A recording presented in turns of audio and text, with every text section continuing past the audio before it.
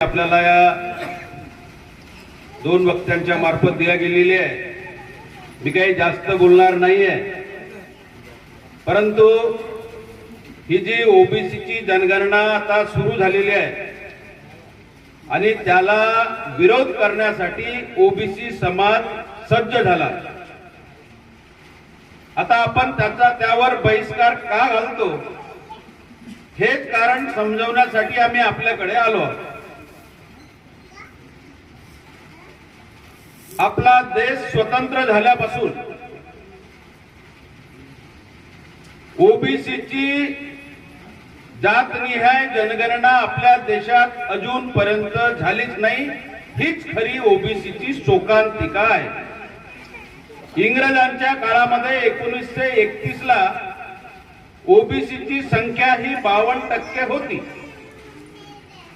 मग देश स्वतंत्र झाल्यानंतर पाकिस्तान, बांगलादेश वेगळे झाले. बरेचशा नवीन जातींना ओबीसी मध्ये समाविष्ट केलं. म्हणजे जी 52% आपली संख्या होती ती निश्चितच 10-12% किंवा त्याहून अधिक वाढली. आणि ढगे साहेबांनी सांगितल्याप्रमाणे व्हीपी सिंगाच्या काळापासून तीच आधीची ओबीसी संख्या गृहीत धरून आपल्याला 27% आरक्षण दिला गेला आणि सांगितलं गेलं की 50%च्या वर आरक्षण देता येत नाही. हे यांनी हातच लावलं. खऱ्या अर्थानं एसटीला त्यांच्या संख्येप्रमाणे आरक्षण आहे. सर्व क्षेत्रामध्ये एसटीला त्यांच्या संख्येप्रमाणे आरक्षण आहे. मग ओबीसी काय दुसऱ्याच्या हिस्साचं मागतो का? अरे आमची जनगणना करा आणि आमचे जेवढे टक्के आमची संख्या असेल तेवढं आरक्षण आम्हाला पाहिजे. आम्हाला दुसऱ्याचा हिस्सा नको. एवढं हे सत्य असताना जाणून बुजून या ओबीसी समाजाला धारेवर धरून हा देश स्वतंत्र झाल्यापासून ओबीसी समाजाचं शोषण सुरू आहे. परंतु हे आपल्याला समजलं नाही, त्यामुळे आपण गप्प आहोत. भारतीय राज्यघटनेमध्ये 4 वर्ग आहेत: ओबीसी, एससी, एसटी आणि ओपन. आता राज्यघटनेमध्ये 4 वर्ग आहे आणि डॉक्टर बाबासाहेब आंबेडकरांनी, ढगे साहेबांनी सांगितल्याप्रमाणे सर्वप्रथम ओबीसी समाज मोठा आहे म्हणून पहिल्यांदा 340 कलम मध्ये ओबीसीचा समावेश करून एससी एसटी प्रमाणे त्यांनाही सवलती देण्यात याव्यात हे स्पष्ट लिहिलेलं आहे. परंतु ओबीसी समाजाला बाजूला ठेवून एससीला दिलं. त्यांच्या संख्येप्रमाणे आम्हाला आनंद आहे, कारण त्यांच्या संख्येप्रमाणे दिला, त्यांचा वाटा दिलेला आहे. एसटीला दिलं ते त्याच्यातही आपल्याला आनंद आहे, त्यांच्या संख्येप्रमाणे दिलं. पण ओबीसीला आमची जनगणनाच करायची नाही आणि आमच्या संख्येप्रमाणे वाटा द्यायचा नाही, हे कुठलं या देशाचं धोरण आहे? हा देश स्वतंत्र झाल्यापासून आपली जनगणना नाही आणि आम्हाला कुठल्या कामाकरता पाहिजे असेल तर ओबीसीचे सर्टिफिकेट पाहिजे. आणि मग क्रिमिलियरची अट फक्त ओबीसीलाच लावली, कोणालाच नाही. म्हणजे ओबीसी एवढा धनदांडगा आहे का या देशामध्ये?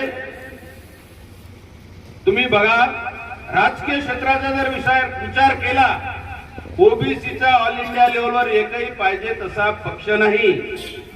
काँग्रेस पक्षाचं नेतृत्व 3% लोक जे उच्चवर्गीय आहेत तेच करत आहेत. भारतीय जनता पक्षाचं नेतृत्व 3% लोक उच्चवर्गीय तेच करत आहेत आणि आपले लोक त्यांच्या मागे मागे फिरत आहेत. आमदार खासदार होऊन फक्त डोके मोजण्याकरता संसदेत आणि विधानसभेत ते बसत आहेत. परंतु ते तिकीट देतात म्हणून त्यांची हुजरेगिरी करायची आणि या जनतेच्या नावावर निवडून यांच्याशी बेईमानी करायची आणि हे आम्हाला मान्य नाही. म्हणून हा आमचा लढा आम्ही सुरू केलेला आहे. आपण बघतो या देशामध्ये मोठे मोठे कारखाने आहेत. ओबीसी समाजाचे माणसं तुम्हाला कुठेही मोठे कारखानदार दिसणार नाही. अरे कामगार त्यांचे कारखाने त्यांचे 3% लोकांचे आणि ते कारखानदार आणि आमचे लोक त्या ठिकाणी काम करणारे कामगार. तुम्ही नोकरी पेशामध्ये घ्या, IAS officer, IPS officer, IRS officer किंवा अन्य मोठे कोर्टाचा विचार केला तर जज, सुप्रीम कोर्टापासून प्रत्येकाच्या मध्ये त्यांचे आणि त्यांच्या हाताखाली काम करणारे लोक आपले. म्हणजे 60% लोक, लोकशाहीमध्ये 60% लोक आपला सरकार निवडून देऊ शकतात स्वतःच्या भरोश्यावर, त्यांची गरज नाही. आजपर्यंत या देशामध्ये ज्यांना 30, 32, 35% मतं मिळाली त्यांचं सरकार बनलेलं आहे. इथे तर ओबीसीची एकट्याची संख्या 60%च्या वर आहे. आम्हाला कोणाची गरज आहे का? अरे यातून 10-15% फुटले तरी आपली सरकार येऊ शकते, परंतु आम्ही एक होत नाही, हे आपलं दुर्दैव आहे. आणि आपण उपजातीमध्ये वगैरे विभागलं, हा तेली हो, हा कुंभी हो, हा माळी हो, हा पोवार हो, हा कोहडी हो, हा मरार हो. अरे आपल्याला जी सवलत मिळते ती ओबीसी म्हणून मिळते.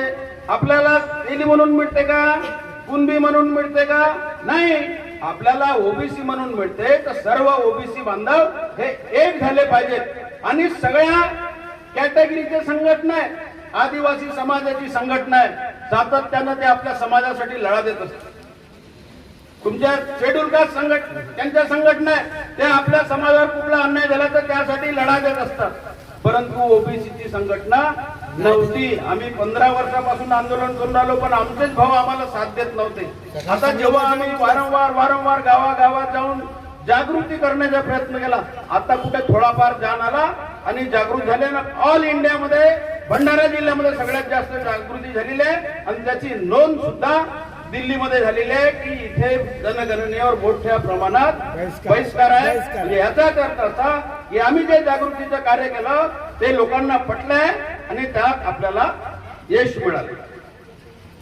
आपण बघत आहोत आज कशी स्थिती आहे आपली. लक्षात घ्या, आपण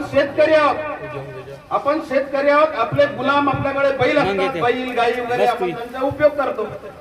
आपण त्यांच्यासाठी काय बांधून देतो? घर, ज्याला आपण गोठा म्हणतो, घर बांधून देतो आणि मग त्यांच्या खाण्यासाठी तणशीची वगैरे चाऱ्याची व्यवस्था करतो की नाही? शासन काय करते? आपल्यालाही घर बांधून देते ना शासन, गावोगावी आपल्यालाही राशनचे धान्य देते ना. म्हणजे जनावरांसारखे तुम्ही फक्त जगा.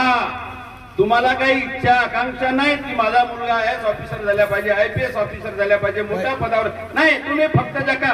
बाकी मलिंद खाण्याचं काम मात्र आम्ही मोजके 3-4% जे लोक आहेत उच्चवर्गीय तेच आम्ही करू. सगळ्या पक्षावर त्यांचाच कब्जा आहे. तुमची ममता बॅनर्जी ओपन कॅटेगरी मधले, शरद पवार ओपन कॅटेगरी मधले, कम्युनिस्ट पार्ट्यांचे नेतृत्व ओपन कॅटेगरी मधले, काँग्रेसचं नेतृत्व ओपन कॅटेगरीचं, बीजेपीचं नेतृत्व ओपन कॅटेगरीचं. आमचं काय?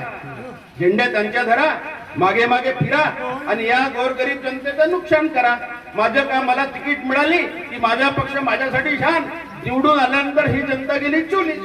हा जो धोरण आपले प्रतिनिधी करत आहेत आणि आपल्याशी खेळ खंडोबा कराय, हा आपल्या साधेपणाचा ते फायदा घेत आहे. आणि म्हणून आपण जागृत झाले पाहिजे. आपल्याला काही नको, या जनगणनेवर बहिष्कार करायचा आहे. आम्हाला एकच म्हणायचं आहे की आमची ओबीसीची तुम्ही गिनती करा. ओबीसीच्या कालमटा तुम्ही एसटीच्या टाकलाय ना, एसटीचाही टाकलाय. आता ओबीसीच्या टाकायसाठी काय दुसरे कर्मचारी नेमायची गरज आहे का? अरे ते कर्मचारी तुमच्या घरी येणारच आहेत, खर्चही तोच आहे. फक्त ओबीसी म्हणून टाकलं तर त्यांच्या पोटात पोटदुखी अशी आहे की अनेकदा कोर्टामध्ये केसेस गेलेल्या आहेत की आम्हाला आमच्या संख्येप्रमाणे आरक्षण पाहिजे. कोर्टाने काय सांगितलं की तुमची संख्याच आम्हाला माहित नाही, सरकार तुमची जनगणना करत नाही, त्याच्यामुळे आम्हाला तुम्हाला किती आरक्षण द्यायचं हे सांगताच येत नाही, कुठल्या आधारावर बोलायचं. आणि म्हणून आम्ही म्हणतो की आमची जनगणना करा, आम्हाला कोणाच्याही हिस्साचं नको. आमची संख्या समजा 55% असेल, 60% असेल तर तेवढं आरक्षण आम्हाला मिळालं पाहिजे. मग 100 कोटीचा बजेट महाराष्ट्राचा असेल आणि आमची संख्या 60% असेल तर 60 कोटी ओबीसीवर खर्च झाले पाहिजे. 100 कोटीचा बजेट केंद्र सरकारचा असेल, आमची संख्या 60 कोटी असेल, 60 कोटी ओबीसी साठी खर्च झालेच पाहिजे. आणि आरक्षण कोणासाठी आहे? एससी, एसटी, ओबीसी, अल्पसंख्याक यांची संख्या आहे 85%. किती आहे? 85%. आणि या 85%ला आरक्षण किती आहे? 50%. आणि मग आरक्षण किती राहिला? उरला किती? 50%. आणखी 100%तून 50% केलं म्हणजे 50% उरला. 85%ला 50% आरक्षण आणि उरलेल्या 15% लोकांना उरलेला 50% पुरा आरक्षण आमच्या खात्यात. आणि तरी देखील यांचं पोट भरत नाही. तर आम्हाला जेव्हा 27% जो अर्धे आरक्षण नाही आहे तोही पूर्ण भरत नाही, त्याच्यामध्ये 10% आमचा अनुशेष आहे. फक्त आपले लोक दिसतात कुठे, चपरासी आणि बाबू वरच्या प्रत्येक पोस्टवर जिथे पॉवर आहे, त्यांच्या हाताने योजना मंजूर होते त्या ठिकाणी त्यांचे लोक बसलेले आहेत आणि त्यांच्याकडे टिप्पणी घेऊन जाताना मंजुरी घेण्यासाठी जाण्यासाठी खालच्या स्तरावरचे लोक आमच्याकडे आहेत. म्हणजे सगळे राजकीय अधिकार त्यांच्याकडे, प्रशासकीय अधिकार त्यांच्याकडे आणि आम्हाला गुलामासारखी वागणूक. आमच्या भरोश्यावर तुम्ही निवडून येता. या देशाचा पंतप्रधान आजपर्यंत तो कोणत्याही पक्षाचा असेल की 60% ओबीसी जनता ज्या बाजूला जाते पंतप्रधान त्यांचा बनते. आमच्या भरोश्यावर तुम्ही या देशामध्ये शासन करायचं आणि आम्हाला गुलाम बनवायचं, आमचं शोषण करायचं, आमची लूट करायची, हे आम्हाला शक्य नाही. आम्ही तुमच्या विरोधात संघर्ष करायला तयार झालेलो आहोत आणि म्हणून बंधूंनो, हे विषमते विरोधात समतेची लढाई आहे, हे असत्य विरोधात सत्याची लढाई आहे, हे शोषण करणाऱ्याच्या विरोधात आमच्या लोकांमध्ये शेतकरी वर्ग आहे, मोठा वर्ग, अशा पोषण करणाऱ्याची ही लढाई आहे. आणि म्हणून या लढाईमध्ये सामील होण्यासाठी आपली जनगणना ही झालीच पाहिजे. वाटेल ते आमच्यावर कारवाई करा, आम्हाला जेलमध्ये न्याल तर आम्ही जेलमध्ये जायला तयार आहोत, पण आमच्या मुलाबाळांना आम्ही रस्त्यावर येऊ देणार नाही. त्याकरता ही शेवटची लढाई आम्ही लढणार आहोत आणि या लढाईमध्ये परसोडी वाडी वासी देखील मोठ्या संख्येने सहभागी झाले पाहिजे. ते आपल्याकडे येतील, प्रगणक लोक आपल्याला म्हणतील की आम्हाला तुमची माहिती पाहिजे. आपण स्पष्ट त्यांना सांगा, अरे लोकशाही प्रधान हा देश आहे आणि लोकशाहीमध्ये 60% म्हणजे 50% पेक्षा संख्या आमचीच जास्त आहे आणि 60% लोकांना वाऱ्यावर सोडून तुम्ही कशाची जनगणना करता? 60% लोकांना वाऱ्यावर सोडून देशाची जनगणना होते का? आणि एवढे असून आमच्या या जनगणनेला मुस्लिम समाजाचा कोणाचा विरोध नाही. तुम्ही कुठे पाहाल कोणी आम्हाला विरोध करताना दिसत नाही. एसटी समाज आम्हाला विरोध करत नाही, एसटी समाज आम्हाला विरोध करत नाही. फक्त हे 3% लोक ज्यांच्या भोवतालचे फिरणारे आमचेच लोक चंगू मांगू म्हणून आमदार खासदार फिरतात, त्यांच्या भरोश्यावर आम्हाला गुलामीत अधिक ढकलण्याचा प्रयत्न करतात आणि हे हरून पाडण्यासाठी बंधूंनो, आपल्याला आता जी जनगणना सुरू आहे, पहिल्या टप्प्यामध्ये आपला कलम नाही, पण मी ते